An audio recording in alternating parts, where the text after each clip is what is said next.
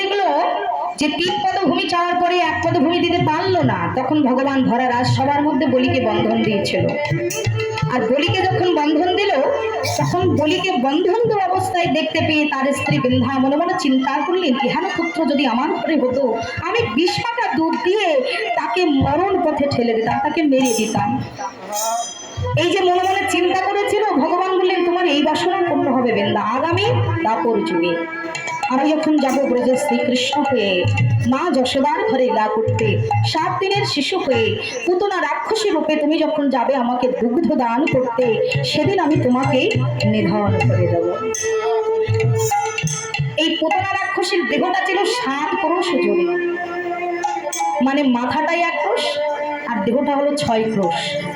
7 ক্রোশ দেহটা তাকে কুড়ুল দিয়ে কেটে কেটে একটা পালা সমতুল্য করে যখন অগ্নি জ্বালিয়ে দেওয়া হয়েছিল, বলে না বাবা এই জগতে যদি কোনো অসুর বৃত্তি মানুষ মরে যায় তার দেহ থেকে দুর্গন্ধ ছড়ায়, কিন্তু পুতনা রাক্ষসীর দেহ দিয়ে সুগন্ধ ছড়িয়েছিল। কেন জানেন তো?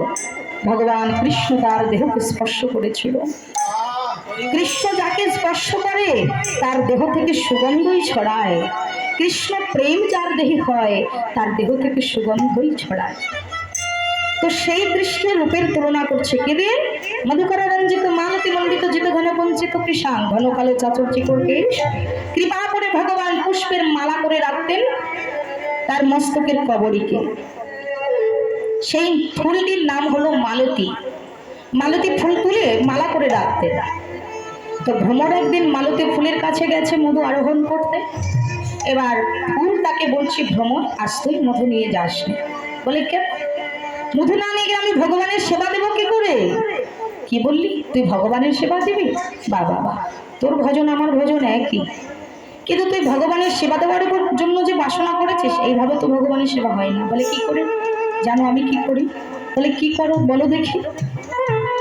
বলে এই যে তোমার বুক থেকে আমি মধু নেব, এটা মৌচাকে লাগাবো, মৌচাক থেকে আবার মধুকর বৃন্দ কেটে নিয়ে যাবে, সেখান থেকে বাজারে বিক্রি করবে, কৃষ্ণ ভক্ত সাধুগুরু বৈষ্ণবগণ কিনে নিয়ে যাবে, ভগবানের সেবাই লাগাবে, তবেই না ভগবানের কৃপা আমাদের হবে।